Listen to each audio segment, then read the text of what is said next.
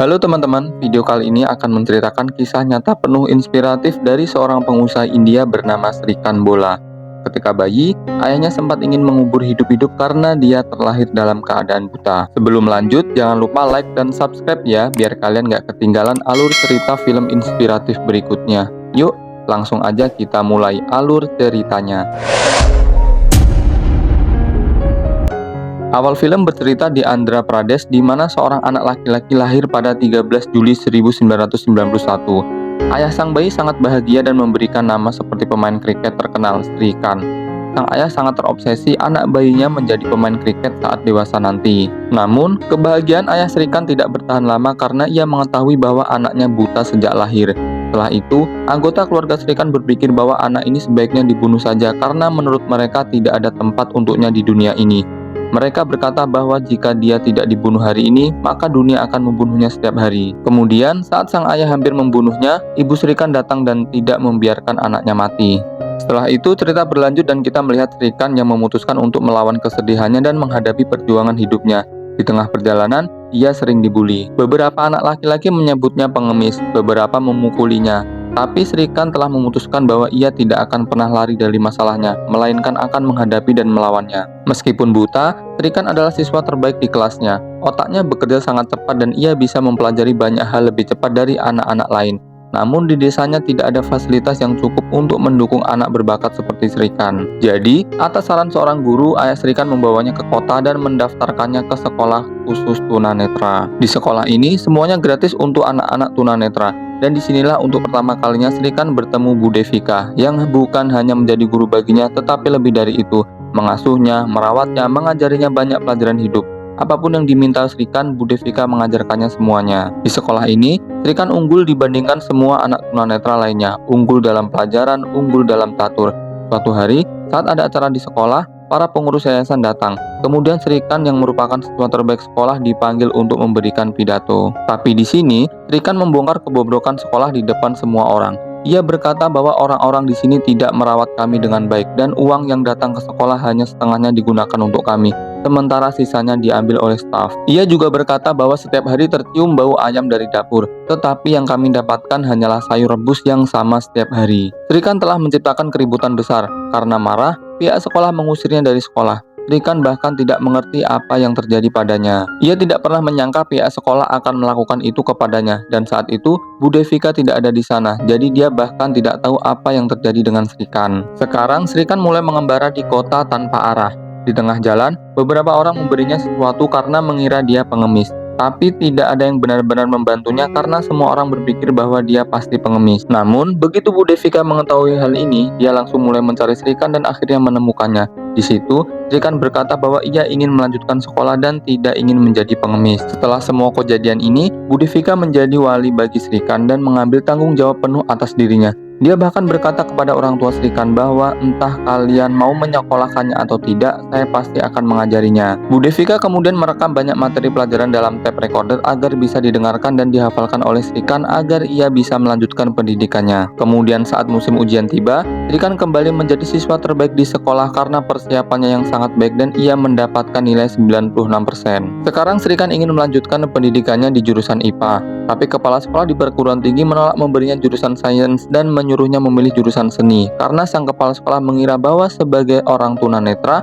Srikan tidak akan mampu belajar mata pelajaran yang sulit seperti IPA. Karena alasan ini, Srikan menggugat sistem pendidikan India agar anak-anak tunanetra juga bisa belajar sains. Sidang pun dimulai, dan dalam sidang pertama, Srikan membungkam semua orang dengan pidatonya. Lalu kepala sekolah dipanggil agar pendapatnya bisa didengar dalam sidang tersebut. Pada sidang berikutnya, kepala sekolah hadir dan mengatakan di pengadilan bahwa ilmu pengetahuan adalah mata pelajaran yang sangat sulit, dan bagaimana mungkin anak seperti Srikan bisa mempelajarinya. Kemudian Srikan mengatakan bahwa dia bisa belajar apapun. Maka kepala sekolah memberinya buku pelajaran kelas 11 dan berkata, bacalah ini. Tapi buku itu dicetak dalam tulisan biasa yang tidak bisa dibaca oleh Srikan. Lalu Srikan mengeluarkan buku Braille, yaitu buku khusus untuk tunanetra. Ia berkata kepada kepala sekolah, bacalah ini. Kepala sekolah pun menolak. Lalu Srikan berkata, sama seperti tidak ada satupun orang di ruang sidang ini yang bisa membaca buku Braille. Kami pun tidak bisa membaca buku biasa. Coba bayangkan jika kami yang menciptakan sistem pendidikan, bagaimana kalian semua bisa belajar? Mendengar hal itu, hakim pun mulai memahami maksud Srikan. Setelah itu, Srikan memenangkan kasusnya dan akhirnya diterima masuk ke perguruan tinggi. Di sana pun, Srikan belajar dengan penuh fokus bermain catur dan kriket dan kembali menjadi yang terbaik dalam segala hal. Saat ujian, nilai-nilainya juga sangat tinggi sehingga ia lolos seleksi masuk Institut Teknologi India (IIT) dengan mudah. Namun, lagi-lagi masalah yang sama muncul karena sistem pendidikan India tidak ada kuota untuk tunanetra di IIT. Meskipun begitu, Srikan menyadari bahwa tujuannya hanya ingin belajar. Jadi kali ini ia tidak mengajukan gugatan apapun dan melanjutkan pendidikannya di perguruan tinggi biasa. Ia juga mulai bermain kriket tunanetra dan dalam olahraga ini Srikan tak terkalahkan. Setelah itu, Srikan menghadiri sebuah acara yang dihadiri oleh APJ Abdul Kalam. Di sana, Kalam bertanya kepada semua orang, "Kalian ingin menjadi apa saat dewasa nanti?" Ada yang menjawab dokter, ada yang menjawab insinyur. Ketika giliran Srikan, ia berkata bahwa ia ingin menjadi presiden tunanetra pertama di negeri ini. Mendengar hal itu, Kalam bertanya namanya dan merasa sangat senang melihatnya karena Kalam melihat potensi besar dalam diri Srikan. Beberapa hari kemudian, Srikan terpilih masuk tim nasional kriket tunanetra. Pada saat yang sama, Bu Devika mengatakan bahwa mereka bisa mendaftarkan Srikan ke MIT Amerika Serikat, sebuah universitas riset swasta terkenal dengan program sains dan tekniknya untuk melanjutkan studinya. Tapi masalahnya adalah, untuk bisa belajar di MIT, Srikan harus meninggalkan kriket. Srikan berkata bahwa baginya pendidikan adalah yang paling utama, segala hal lain datang belakangan. Waktu pun berlalu dan Srikan diterima di 4 universitas terbesar di Amerika. Dari semua itu, Srikan memilih Boston University. Saat ia akan berangkat ke Amerika, ia sendirian di bandara. Karena ia tunanetra, ia tidak diizinkan bepergian sendiri dan pihak bandara mengatakan bahwa tanpa pendamping, ia tidak boleh naik pesawat. Hal ini membuat Srikan sangat sedih, namun ia berbicara langsung kepada ketua bandara dan menjelaskan seluruh tata letak pesawat, meyakinkan bahwa ia mampu bepergian sendiri.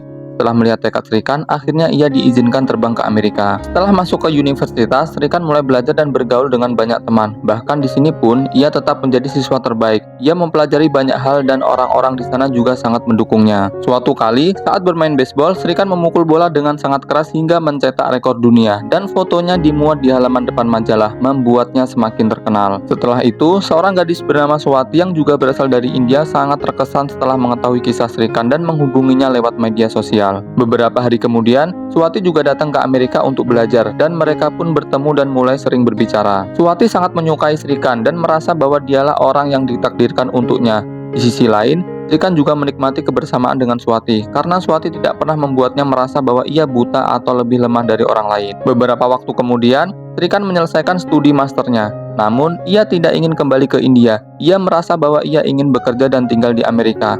Saat Bu Devika menelepon, ia pun menyampaikan hal tersebut, bahwa ia akan tinggal dan bekerja di Amerika Serikat karena ia menyukainya di sana. Bu Devika tidak berkata apa-apa, tapi ketika ia menyampaikan hal yang sama kepada Swati, Swati menjelaskan bahwa kalau kamu tinggal di Amerika, kamu tidak akan bisa mengubah hidup siapapun. Tapi di India, ada banyak orang seperti kamu. Dengan kembali ke India, kamu akan menjadi contoh bagi mereka, dan hanya kamu yang bisa mengubah hidup mereka. Seluruh masa depan mereka bergantung padamu. Setelah mendengar semua itu, Srikan akhirnya sadar dan langsung pulang ke India. Setelah sampai di India, Srikan menceritakan kepada Bu Devika tentang kata-kata Swati, bahwa orang-orang tunanetra di India membutuhkan dirinya. Itulah sebabnya ia kembali ke sini. Mendengar hal itu, Bu Devika pun sangat senang. Kemudian Srikan bertanya, apa yang bisa kita lakukan untuk orang-orang tunanetra? Bu Devika menjawab bahwa mereka bisa diajari komputer, agar mereka mudah mendapatkan pekerjaan di mana saja. Beberapa hari kemudian, mereka membuka pusat pelatihan komputer di mana mereka mulai mengajari banyak tunanetra cara menggunakan komputer. Namun, muncul masalah. Orang-orang ini tidak mendapat pekerjaan sebagai operator komputer dimanapun. Dan karena pusat pelatihan komputer ini tidak memberikan hasil nyata, akhirnya pusat itu ditutup. Suatu hari, Srikan berkata kepada Bu Devika, kalau tak ada yang mau memberi pekerjaan kepada mereka, kenapa tidak kita saja yang menciptakan lapangan kerja untuk mereka? Tapi Bu Devika bertanya bagaimana caranya. Srikan pun menjelaskan tentang ide bisnis pengemasan, tetapi pekerjaan ini akan membutuhkan investasi besar dan juga pabrik. Setelah memikirkan semua ini, Srikan memutuskan untuk menemui Abdul Kalam, berharap ia bisa membantu mereka. Kemudian pada suatu hari, mereka pergi menemui Abdul Kalam dan ia sangat menyukai ide tersebut karena memang tujuannya adalah membantu tunanetra. Lalu Abdul Kalam memberikan dana 2,5 juta rupiah sebagai investasi awal yang membuat Srikan sangat bahagia. Namun, masalahnya adalah bahwa jumlah uang tersebut belum cukup untuk memulai bisnis karena bisnis ini memerlukan investasi hingga 10 juta rupiah. Meski begitu, Srikan terus berbicara kepada banyak orang untuk mendapatkan tambahan investasi, tetapi tidak ada satupun yang bersedia berinvestasi. Hingga suatu hari, Srikan bertemu dengan seorang investor besar bernama Raffi. Ia menjelaskan ide bisnisnya kepada Raffi dan mengatakan bahwa Abdul Kalam sudah memberikan investasi awal sebesar 2,5 juta rupiah. Mendengar itu, Raffi sangat menyukai ide Srikan dan setuju untuk berinvestasi dalam bisnis tersebut. Kemudian Raffi dan Srikan bersama-sama membeli sebuah pabrik besar dan memberi nama perusahaan itu Bolan Industri. Semua orang sangat bahagia saat acara pembukaannya. Pekerjaan utama di pabrik ini adalah mengubah kertas daur ulang menjadi kertas kemasan, dan di pabrik ini semua karyawan tunanetra yang semuanya dipekerjakan dengan gaji bulanan sebesar 8.000 rupiah. Bahkan Srikan sendiri juga bekerja sebagai pekerja di sana dan mendapat gaji yang sama, yaitu 8.000 rupiah per bulan. Lambat laun, Bolan Industri mulai berkembang sangat pesat dan dalam beberapa tahun bisnis ini mulai memberikan keuntungan besar bagi Srikan dan timnya, yang juga membuat Raffi sangat senang. Namun, karena Bolan Industri makin terkenal, semua pujian dan pengakuan diberikan kepada Raffi, dan hal ini tidak disukai oleh Srikan. Ia merasa bahwa ide bisnis itu berasal darinya, namun tidak ada yang memujinya. Di dalam hatinya, Srikan mulai berpikir bahwa ia pantas mendapatkan penghargaan atas ide bisnis tersebut, dan ia ingin mendapatkan penghargaan itu dengan cara apapun. Akhirnya, ia dan Raffi membeli satu pabrik lagi bersama dan mereka berjanji kepada pemilik pabrik bahwa mereka akan melunasi uangnya dalam 6 bulan. Namun sekarang terlihat bahwa sikap Srikan mulai berubah. Ia mulai merasa bahwa dirinya lah yang paling hebat. Ia tidak lagi berbicara dengan baik kepada Bu Devika maupun Raffi. Ia merasa bahwa ia tahu segalanya dan tidak membutuhkan bantuan siapapun. Kini, ia mulai bermimpi untuk mendapatkan penghargaan, menciptakan nama besar dan menjadi orang hebat. Dalam perlombaan untuk meraih nama besar itu, Srikan bahkan masuk ke dunia politik, di mana seorang MLA ingin memberinya tiket partai. Tetapi Bu Devika memperingatkan Srikan untuk tidak melakukannya dan mengatakan bahwa masuk politik tidak akan menguntungkannya. Namun, Srikan yang dipenuhi rasa sombong mengatakan kepada Bu Devika bahwa ia tahu apa yang harus dilakukan dan tidak perlu nasihat siapapun.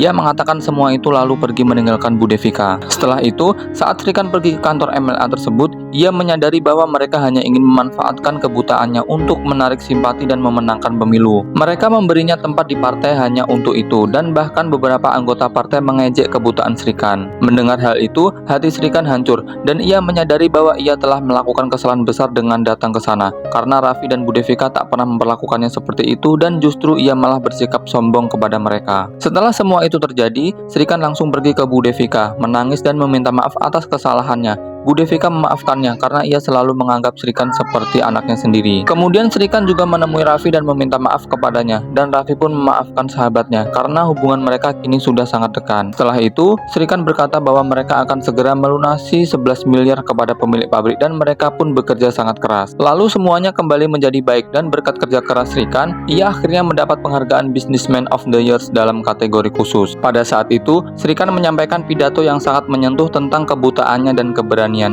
Ia berkata, "Jadi bagaimana jika kami buta, kami tidak kalah dari siapapun. Berikan kami satu kesempatan saja, kami bisa melakukan semua hal yang dilakukan oleh orang normal." Ia juga mengatakan bahwa ia tidak akan menerima penghargaan ini dalam kategori khusus, tetapi jika suatu hari ia diberikan penghargaan ini dalam kategori umum, maka ia akan menerimanya dengan bangga. Mendengar semua ini, orang-orang berdiri dan bertepuk tangan untuk Srikan dan rasa hormat mereka terhadapnya semakin besar. Dan disinilah filmnya berakhir, teman-teman. Film Srikan bukan sekedar kisah tentang keterbatasan, tapi tentang keberanian untuk bermimpi lebih besar dari keadaan. Ia membuktikan bahwa keterbatasan fisik bukanlah penghalang untuk meraih kesuksesan. Yang terpenting adalah keyakinan, ketekunan, dan keberanian untuk melawan sistem yang tidak adil. Semoga kisah Srikan Bola menginspirasi kita semua untuk tidak pernah menyerah pada mimpi, sekecil apapun kita memulainya. Terima kasih teman-teman sudah menonton sampai akhir. Sampai jumpa di video kisah inspiratif berikutnya.